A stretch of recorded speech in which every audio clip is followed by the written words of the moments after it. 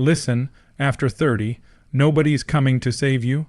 The calls slow down, the invitations stop, and the world starts expecting results instead of potential. When you're in your 20s, people see you as a work in progress. They believe in the idea of what you might become. Friends, family, even strangers are willing to give you time, patience, and encouragement because there's still this unspoken belief that you've got years ahead to figure it all out. They don't judge you too harshly for making mistakes because mistakes are expected at that age. You're allowed to drift a little, experiment, and explore. You can talk about your dreams and people will nod and tell you it's possible. They'll give you credit for ambition alone, even if you haven't done anything to back it up yet. But when you hit 30, that changes overnight. The world stops being fascinated with your potential and starts asking for proof. It's no longer enough to say, "I'm working on it," or "I'll get there eventually." The patience runs out. People want to see results. Your words lose weight if your life doesn't match them. Suddenly, your age becomes a quiet measure of your credibility. If you haven't built something solid, people start assuming you never will. It's not fair, but that's the reality. Employers expect you to be experienced, not still figuring it out. Friends expect stability, not constant chaos. Family expects you to be the one offering support, not asking for it. The leeway you once had disappears. You're not the promising young guy anymore. You're just another adult who either has it together or doesn't. The compliments turn into comparisons. People your age who are more successful become the benchmark, and you're measured against them whether you like it or not. This pressure can feel suffocating because you realize that the same qualities that made you exciting in your 20s youth, ambition, optimism, don't hold the same value anymore. In fact, they can work against you if they're not backed by tangible achievements. The world wants to see the results of all those years of trial and error. They expect your finances to be in order, your career to be stable, and your lifestyle to reflect maturity. There's no applause for starting over at 30. There's skepticism. People wonder why you're still struggling and may assume you're lazy or irresponsible, even if you've been working hard behind the scenes. The brutal truth is that after 30, the narrative shifts. You are no longer seen as a young man full of promise. You are seen as a man who either delivered or didn't. That's why so many feel the weight of this transition so heavily. It's the point where your potential is no longer enough to buy you time, where your dreams have to start showing up in reality, or the world quietly starts to doubt you.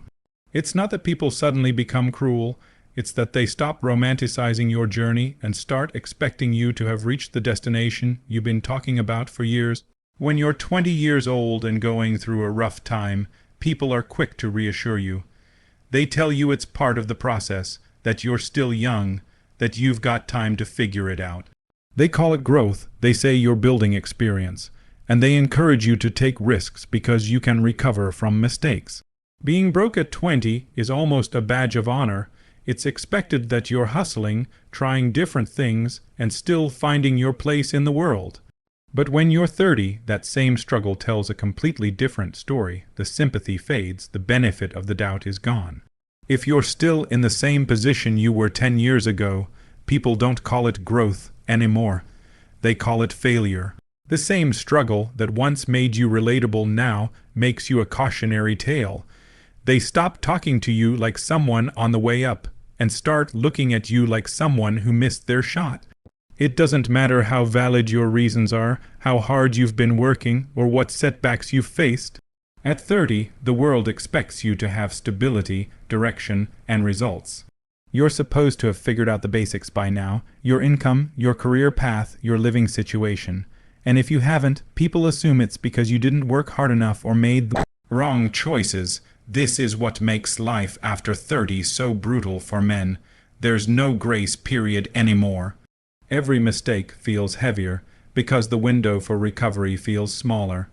You start to see people your age settling down, buying homes, running successful businesses, traveling or raising families, and even if you don't want the same things, you're measured against that standard. The comparisons are constant, and they're not always spoken out loud, but you feel them. You feel them when friends drift away because your lifestyles no longer align, when conversations become awkward because you have less to show for your years, when people stop including you in Opportunities because they assume you're not in a position to handle them. It's not just about money or career. It's about perception. People view your struggles differently depending on your age, and after 30, the label of failure sticks much quicker, and once that perception forms, it's hard to shake. You could be one big break away from changing everything, but the world doesn't see potential anymore. It sees your current reality. That's why men after 30 feel the pressure so intensely. It's not just the responsibilities or the bills or the slower metabolism. It's the silent judgment that comes when you haven't met the invisible checklist society set for you. At 20, being lost is expected. At 30, being lost is seen as a sign you'll never find your way, and that's a weight most men aren't prepared for. In your 20s, you can get away with pushing your body to the limit. You can stay up all night, eat garbage, skip workouts, and still wake up feeling fine the next morning. Your body bounces back quickly, and you take that energy for granted, but when you pass 30, you start noticing the changes, even if you don't want to admit it. You can't run as fast without feeling winded. Your recovery from workouts takes longer, and the late nights hit you harder. That little bit of weight you put on doesn't just disappear like it used to. Your metabolism slows, your joints ache after activities you used to do with ease, and you have to be more intentional about your health just to maintain what once came naturally. At the same time, life doesn't slow down to give you a break. The opposite happens. Your responsibilities multiply. Maybe you have a family now. Maybe you're trying to climb in your career. Maybe you have debts. Maybe you're taking care of aging parents. Whatever the situation, there's more on your plate than ever before, and every responsibility demands time, energy, and focus. You find yourself constantly balancing work, bills, relationships, and personal goals, and often your own well-being gets pushed to the back of the line. You might think you'll catch up on rest later, that you'll get back into shape next month, but the reality is there's no pause button. The world keeps moving, and if you fall behind, no one waits for you to catch up. The combination of physical decline and increased responsibility is what makes this stage of life so draining. When you were younger, you could throw yourself at problems with pure energy and make up for a lack of skill with hard work and long hours. Now you have to be smarter because you don't have the same energy reserves, and every mistake costs more, financially, physically, and emotionally. The worst part is that many men ignore these changes at first. They pretend they can keep living like they did in their 20s, but the damage builds slowly until one day it hits hard. It could be a health scare, constant fatigue, or realizing you're so busy working that you haven't taken care of yourself in years. And by the time you decide to fix it, the climb back is steeper than you expected. The responsibilities don't care if you're tired or sick.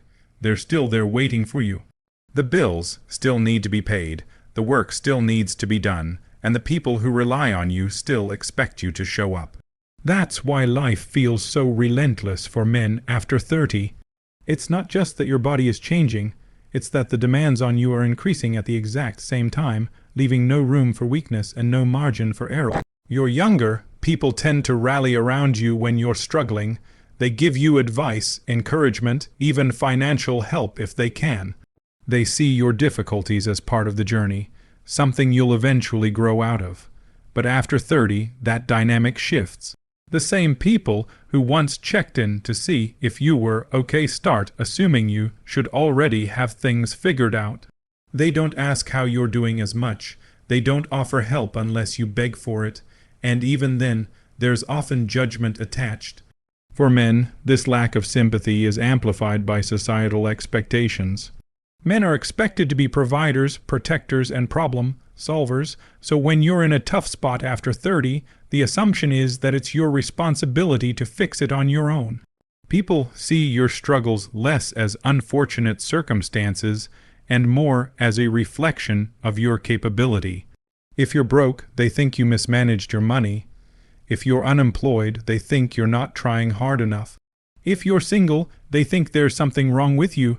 The benefit of the doubt is gone, replaced by silent or open criticism.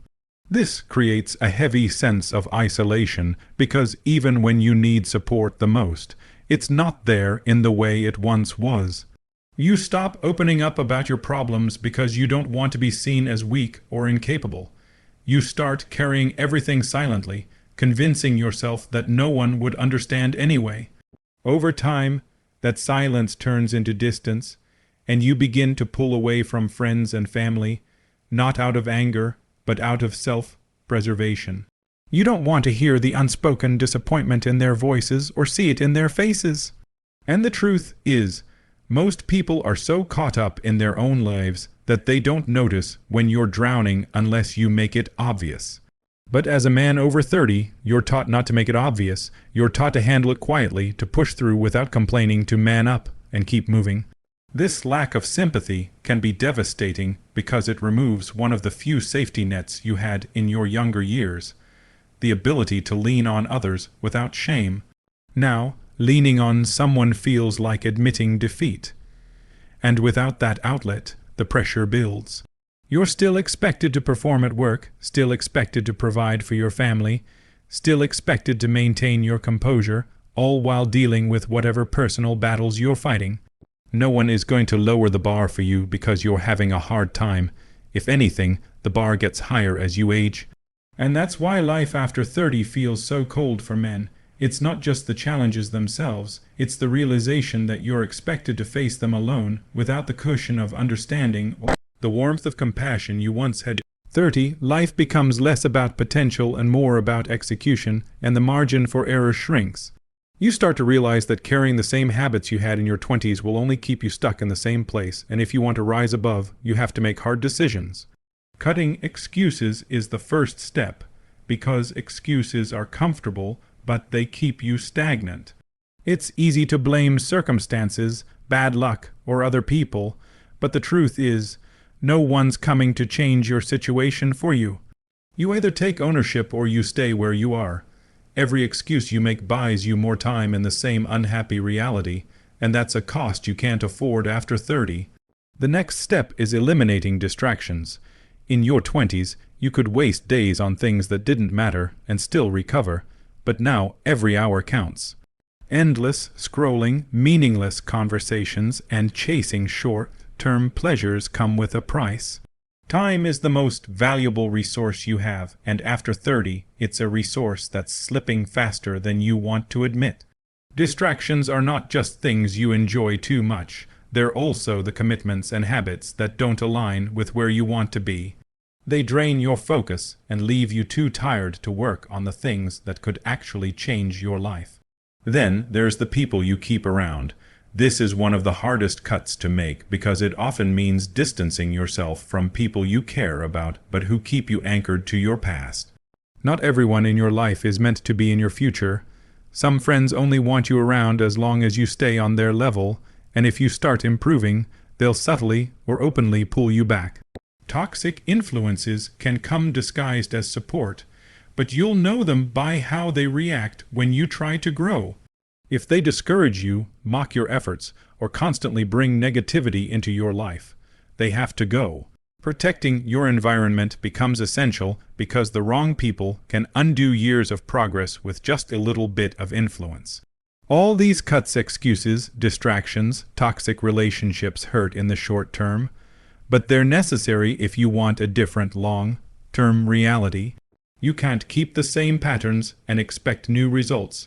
After 30, you don't have the luxury of playing around with your future. Every year you delay, the gap between where you are and where you want to be grows wider, and the climb gets harder. Success doesn't come from grand gestures. It comes from consistently removing what's holding you back, so you can focus on what's moving you forward. The more you simplify your life and clear the obstacles, the more energy you have to pour into the things that matter. And at this stage, your energy is too valuable to waste on anything or anyone that isn't helping you build the life you say you want.